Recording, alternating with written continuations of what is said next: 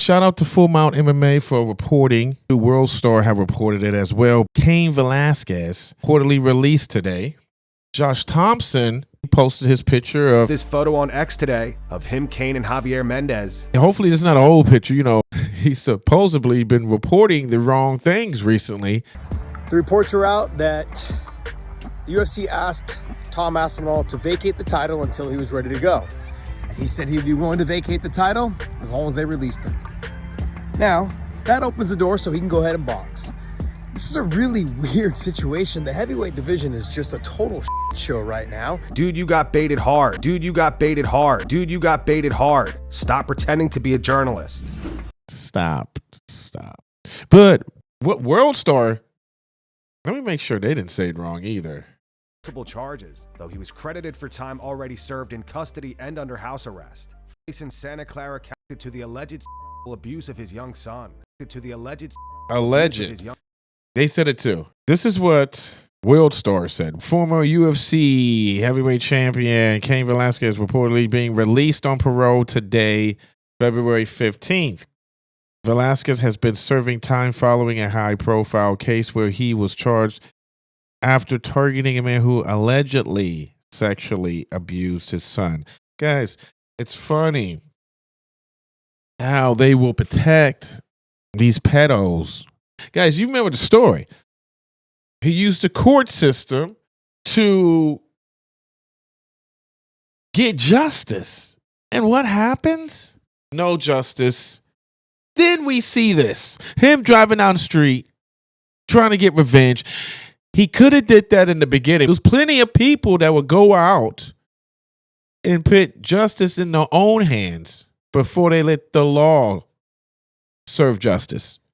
And yet, Cain Velasquez put the law first. And look what the law did. They let this guy free. And yet, we want to say allegedly. I don't like the alleged part. There's no reason why a man would be driving around trying to kill somebody, guys. But I guess maybe they're saying alleged because no one wants to get sued. I don't think somebody would drive around shooting at somebody and putting everybody else in danger if it was not accurate of what this person had got as evidence to feel this way. As you guys drop it in the comments, doesn't it seem like that the pedos are getting protected? The pedos are getting protected, man. Crazy. But besides that, yeah, Chimaev's been all in the news, guys. He's been talking a lot. He's been doing too much, I think. He needs to set up and he needs to get in. He needs to fight. You're right. He needs to shut up. He needs to stop tweeting and tell us a date. I can't really be mad at Chimaev because maybe the UFC is telling him to do this. Maybe the UFC is telling him, hey, we want you to tweet like this. Don't say anything. You're injured right now. Just play that. So the crowd can think this, they can talk shit, they can hate you, and then you come back and bam, boom, bam. Now Sadine is supposed to fight him. When is that going to happen? They got that lined up. We want to know. Oh, that could be at the White House. That's still, come on, man. Why we got to wait that long? Chimaev, I remember a time you sat there and told Dana, watch my fight, brother, don't look at your phone, brother. Watch my fight, brother. You remember? You guys remember that? Well, what happened? What happened? Everybody getting on your ass because you haven't fought in a minute. When are you going to fight again? And are you going to do this 1 year shit? I will say a long time. It will happen all the time something. You know what? 1 second next time, I give. Yes, I will start and you believe me now? You're going to take one shit a year, it's basically. Because we got to watch you grapple with somebody for 5 rounds and you're telling Dana to watch your fights? To talk to Dana White. What were you saying before you put him down and went to work? I said, brother, don't miss my fight. Miss my fights. Don't look at your phone. What about us fans? Do you want us to watch your fights? Dana can watch your fights all you want, but Dana's not putting money in your pocket if we stop putting money in Dana's pocket. Does that make sense, Chimaev? Duplex C talking about a rematch. Ha! fighting Khamzat again is, of course, what I'm after. Expecting any surprises? No. There's not going to be any surprises. I mean, that is the way he's going to fight, and if he tries anything different, it will be a terrible night. But we all know that. But he did what he had to win that belt. We can't hate on him for that.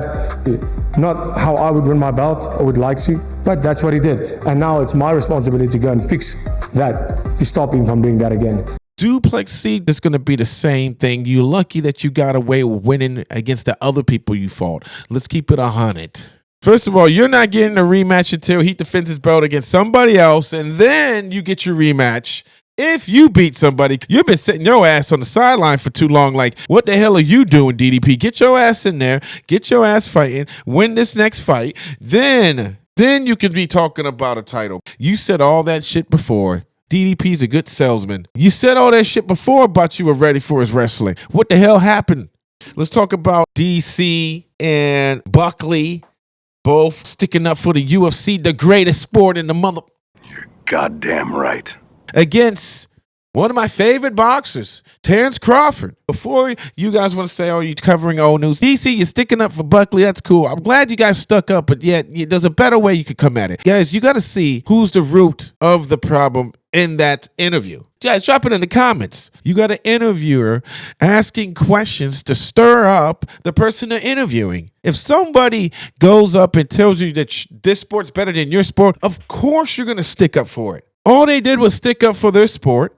I think Terence Crawford started catching the drift of, oh, wait, this guy set us up. We fell for it. What about... UFC is good for what they do, and we good for what we do. That makes sense. What I mean? You can kind of see in his eyes, and that's when he said all sports, they're good in their own way, we're good in our own. He cleaned it up. Stevenson, he's just he's a young cub, a hungry cub. He's ready to bite. Like John Jones would dominate in boxing, honestly. Hell no. What? Hell okay, no. Ilya Taporia. Tell him come fight me. He's a crazy boxer, bro. I don't care. Tell him come fight me. Hold on a second. One of the newest, biggest stories that we got, Ilya, was calling out Terence Crawford before.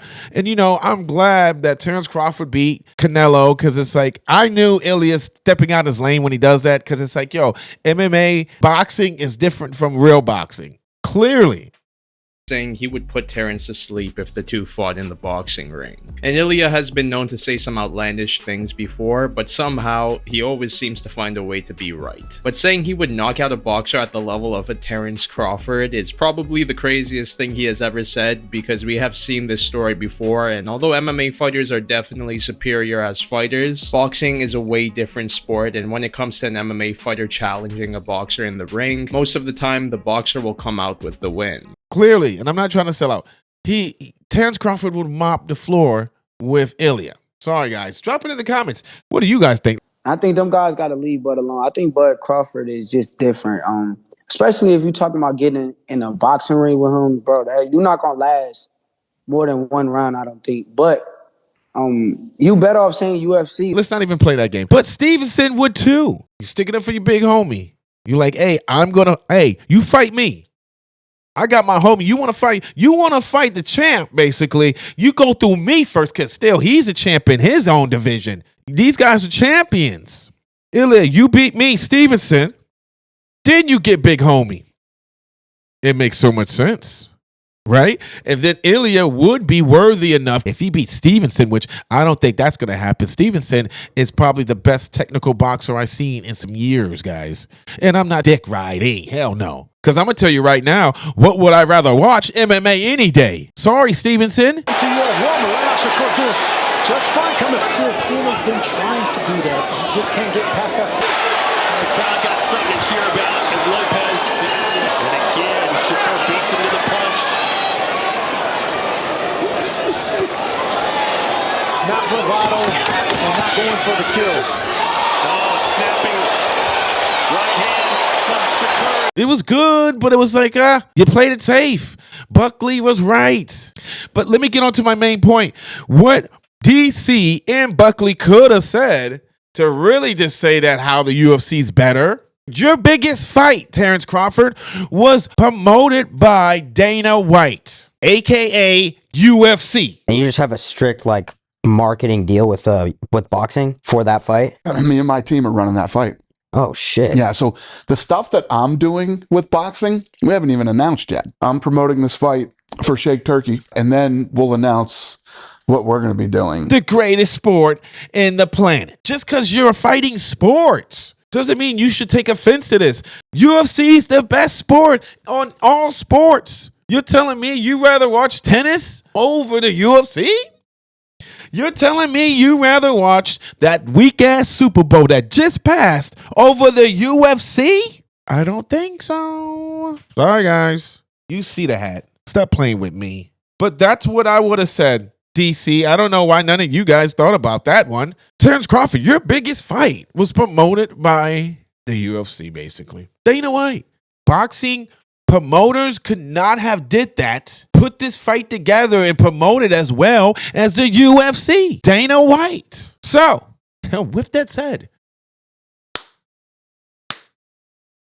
nice try. Tell me what you guys think. Make sure you drop that like, subscribe, hit the little bell so you can see the latest. You don't have to be a fucking rocket scientist to see what's going on with all these guys. They're all these guys that are crying the loudest are the fucking problems. They're the problem, every one of these guys.